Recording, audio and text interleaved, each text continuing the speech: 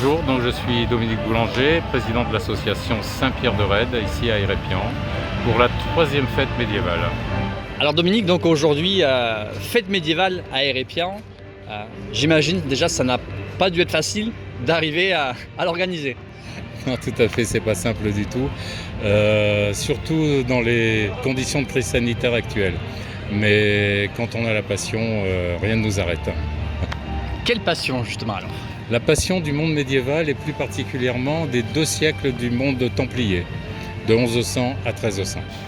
Donc fête médiévale aujourd'hui à Hérépian. L'an dernier évidemment ça n'avait pas pu avoir lieu, ça avait été purement et simplement annulé. Aujourd'hui ça y est, pour ce week-end ça se fait en ce moment. Qu'est-ce que les gens viennent voir, qu'est-ce qu'ils peuvent déguster, etc. Alors qu'est-ce qu'ils viennent voir? Écoutez, déjà le marché médiéval. On fait là encore ce qu'on peut avec la crise sanitaire, mais on a, je pense, un beau marché médiéval avec des vieux métiers. Et notamment, je pense à mon ami Cédric Archimbaud, tailleur de pierre. On a des artisans du cuir, etc. On a des choses magnifiques. Ils viennent s'amuser en famille. Et pour une fois, on s'amuse sans le portable et sans la tablette. C'est extraordinaire. Avec des jeux en bois, avec des catapultes à bonbons, avec des épées en mousse, avec des choses incroyables. On a plus de 40 ou 45 jeux pour les enfants. Il y a des jeux de découverte des huiles essentielles, découverte des pierres également, des minéraux, parce que tout ça vient du Moyen-Âge. Ils viennent écouter des conférences également. Il y en a une aujourd'hui sur la transmission des secrets au Moyen-Âge et également l'Hérépian médiéval par un historien local.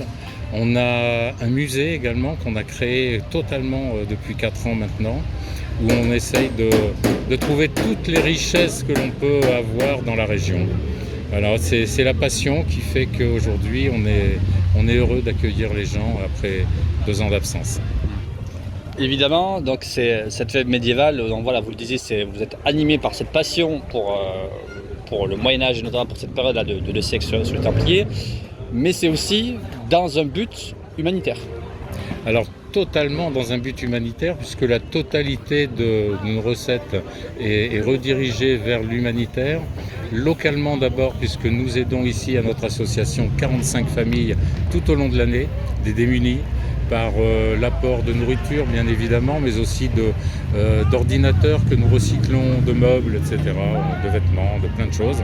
Et puis une partie qui part dans notre ONG que nous avons créée au Bénin pour aider les jeunes filles à sortir de la prostitution et leur offrir un métier. Écoutez, oui, les dons, bien sûr, on est toujours à la recherche de dons. Donc sur notre site web, www.osmcs-international.com, il y a une rubrique dons par PayPal par exemple, ça marche très bien, ou la carte bancaire. C'est déductible des impôts, c'est quand même pas mal non plus, à hauteur de, je crois savoir, 50%, quelque chose comme ça. Donc on envoie un reçu bien sûr, et puis nous ça nous aide énormément. Ensuite, nous contacter toujours par ce site, osmcs-international.com, pour discuter avec nous. Si les gens veulent être bénévoles, si les gens veulent en savoir plus sur la chevalerie templière, on fait des recherches historiques, on fait beaucoup de choses. Pour conclure, si vous deviez justement donner envie aux gens de venir pour le dernier jour de cette fête médiévale, qu'est-ce que vous leur diriez?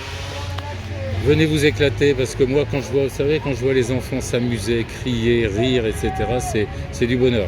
C'est vraiment du bonheur de voir les enfants s'amuser avec des petits bouts de bois, avec des petits châteaux en bois, avec des dés. On n'a plus l'habitude de voir ça aujourd'hui. Aujourd'hui, tout est électronique. Eh bien, refaisons un petit bond dans le temps et venez passer un moment avec nous. Vous allez voir, c'est incroyable.